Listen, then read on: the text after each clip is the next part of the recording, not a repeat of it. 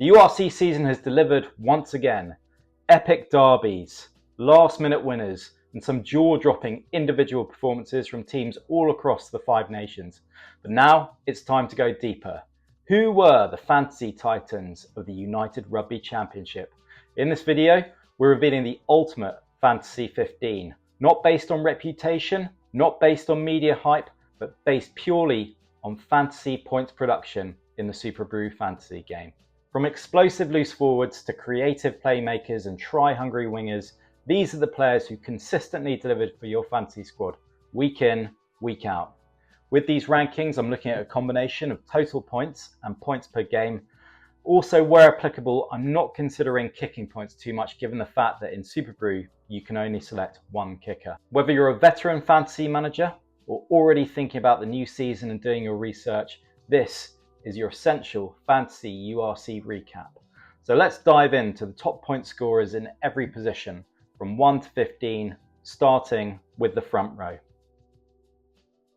Okay, our first prop was the highest scoring player in his position with 149 points. It's Bowen Venter. Venter scored more tries than any other prop with 5 tries, and he also made 114 carries. He was a rock in defence with 88 tackles made, and he also won 4 turnovers. Our next prop was second only to Venter for total points and was one of only 6 props to average over 8 points per game. It's Jan-Hendrik Wessels. A genuine utility forward, having played at both prop and hooker over the course of this season. Wessels is an absolute machine who crossed over for tries on 3 separate occasions this season, but he also made 74 tackles and won 5 turnovers. Moving into hookers now, and our top fantasy option at hooker this season was none other than Glasgow's try machine, Johnny Matthews. Over the course of the season, Matthews bagged 8 tries and was the 7th equal highest try scorer in the league. He was also the only hooker in the game to score over 200 points in total. It wasn't just his tries that delivered points though. Matthews also made 125 tackles over the course of the season and even made 2 line-out steals. Now an honourable mention has to go to Dan Sheehan. He scored a huge 18 points per game on average in his appearances this season. Unfortunately though, he only started 4 games, so we had to go with Matthews. Moving into the second row now, and our first selection in second row was the highest scoring player in his position this season by a huge margin. It's Corbus Wiese. Wiese racked up a huge 192 points, largely courtesy of 4 tries, 140 tackles and 2 line-out steals. Occasionally he was selected out of position in the back row, and Wiese throughout the whole entire season was a consistently reliable option. There were lots of candidates for the other second row spot, but in the end I went with Thomas Ahern, who had the highest points per game of all players who made over 12 appearances.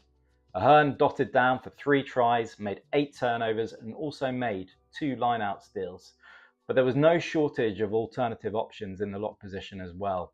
Honourable mentions go to Sam Lowsey, Ruan Norchi and Cormac Izuchukwu, who are right behind Ahern in the overall rankings.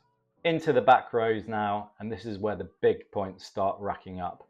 Our top back rower missed 6 games over the course of the season, but still ended up the highest scoring back row in the game. It's Cameron Hanekom. His stats this season were nothing short of phenomenal. 3 tries, 39 defenders beaten, 153 tackles and 16 turnovers won. An absolute machine, both in defence and attack. Next up is the back rower who had more points per game than any other player in the back row with over 5 appearances. It's Jack Conan. Even though Conan only made 11 appearances, he still scored 175 fantasy points overall. This included 4 tries, 404 metres gained, 15 defenders beaten, 97 tackles made, 5 turnovers won, and 2 line-out steals. A genuinely outstanding all-rounder. Our final back rower this season was the top try-scoring back rower in the game. It's Gavin Coombs. Coombs was always a try-scoring danger this season with 6 tries to his name, but he also beat 36 defenders. He was second in the league for carries with 219 in total. He was 4th in the league for tackles with 218, and he also won 7 turnovers. Honourable mentions also go to Caelan Doris, Elroy Lowe, Josh van der Fleur and Evan Roos, all of whom had an excellent points per game score but played less than our final three. Into the backs now, kicking off with scrum half.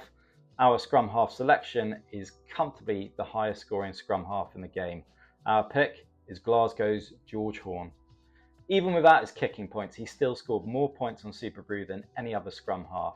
He was the equal highest try scorer in the league this season with 9 tries, and he was also 4th equal for line breaks with 22. Always an attacking threat, he was comfortably the standout 9 in the URC this season.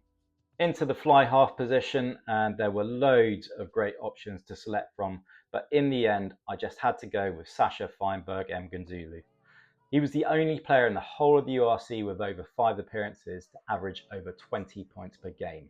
An excellent kicker and the 5th highest point scorer in the league with 98 points, he also showed his attacking ability with 4 tries, 16 line breaks and 24 defenders beaten.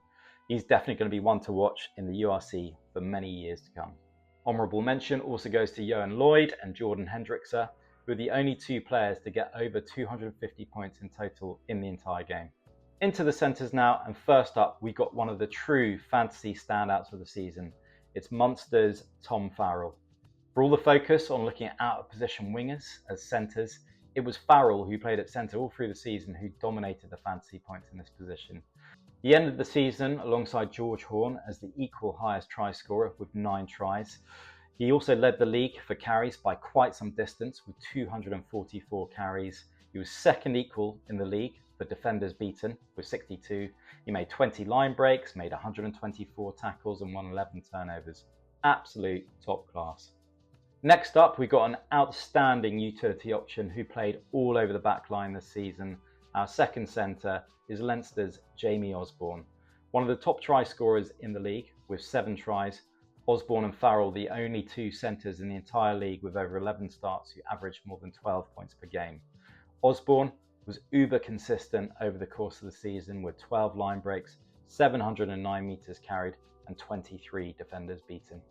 Into the back 3 now, and turning back the years as one of the most dangerous back 3s in the game was Jacob Stockdale.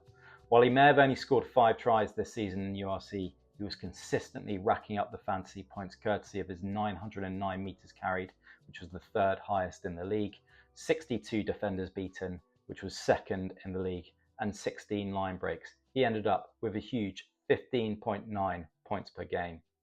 Next up is a player that only made 13 appearances but always made a huge impact when he played. It's Darcy Graham. He scored 6 tries, he was 2nd in the league for line breaks with 23. He also carried for 768 metres, beat 57 defenders and won 7 turnovers. An absolute class act. Wrapping up the back 3 is another player who had limited appearances. He only played 12 games, but he made a huge impact whenever he appeared. It's Glasgow's Kyle Steyn. Averaging 15.2 points per game in just 12 matches, he scored 6 tries, made 18 line breaks, carried for 738 metres and was 6th in the league for defenders beaten with 51 overall. Honourable mentions in the back 3 also go to Makazole Mapimpi, Rhino Smith and Blair Murray, all of whom had great points per game averages, but none matched our top 3. So that's our ultimate fantasy 15 for the season. Just a quick recap from 1 to 15. Kick off in the props, we got Bernd Venter and Jan-Hendrik Wessels. At hooker, we had Johnny Matthews. In the second row, we had Corbus Wiese and Thomas Ahern. Then in the back row, we've got Cameron Hanekom, Jack Conan and Gavin Coombs. At scrum half was George Horne. In fly half, we got Sache Feinberg-Mngomezulu.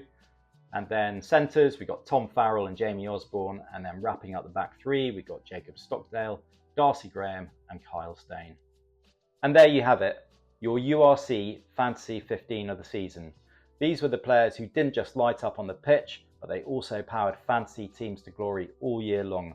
Whether they are making huge meters, crossing the whitewash, racking up turnovers and tackles, every player in this lineup earned their place through consistent, elite level fantasy points production. Do you agree with the picks? Maybe there was someone who you think's been robbed? Drop your thoughts in the comments, I'd love to hear your takes. And if you enjoyed this breakdown, make sure you like the video, drop a comment with your own picks and subscribe for more fantasy rugby insights all year round. And don't forget to bookmark this video for when it's time to build your squad for next season. You'll thank yourself later.